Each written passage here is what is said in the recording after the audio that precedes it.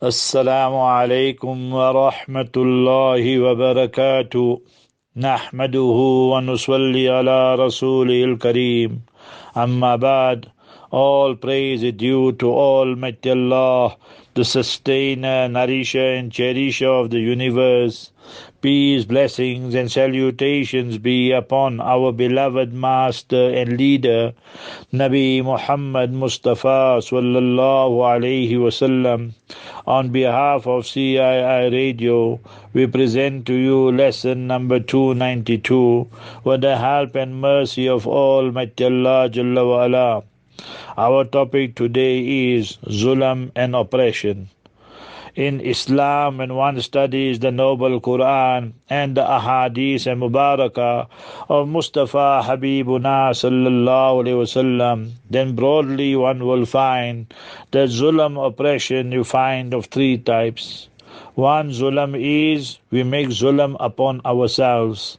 Almighty Allah Jalla wa Ala has blessed us with all these faculties. The faculty of sight, of hearing, of thinking, speaking. But what do? We use our eyes for haram, ogling at the women, ogling at the men, our ears for the music and for all the haram activities, the backbiting, slandering, our tongue for the lies and the backbiting and the slandering and the futile conversations, all these type of things we use as faculties which Almighty Allah has blessed us with. So we make Zulam upon ourselves. We oppress ourselves. وَمَا ظَلَمْنَاهُمْ وَلَكِنْ ظَلَمُوا أَنفُسَهُمْ. Almighty Allah says, we did no injustice to them. They committed the injustice upon themselves. They are the ones who make Zulam and oppress themselves. So therefore we cannot blame anybody. Each one of us can become a better Muslim, a better person. Second is the injustice to humanity and creation and other human beings. Example, we don't pay them on time.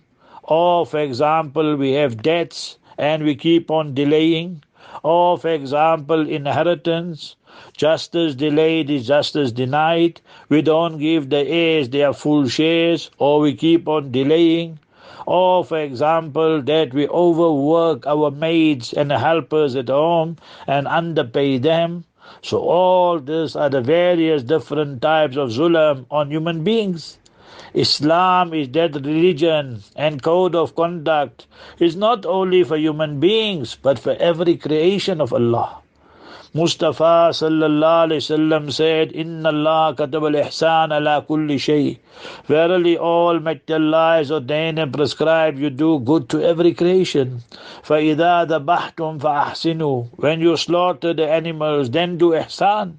So when we use a blunt knife, when we slaughter one animal in front of the other, all these are different types of Zulam, oppression and transgression, which Islam does not allow. Take the beauty of Islam and present it to the world. That is what is the need of the hour. People today see the mass media and then they have a distorted picture and image of Islam. So the first type of Zulam, oppression, transgression is against ourselves. Second type against our fellow human beings and other creation of Almighty Allah.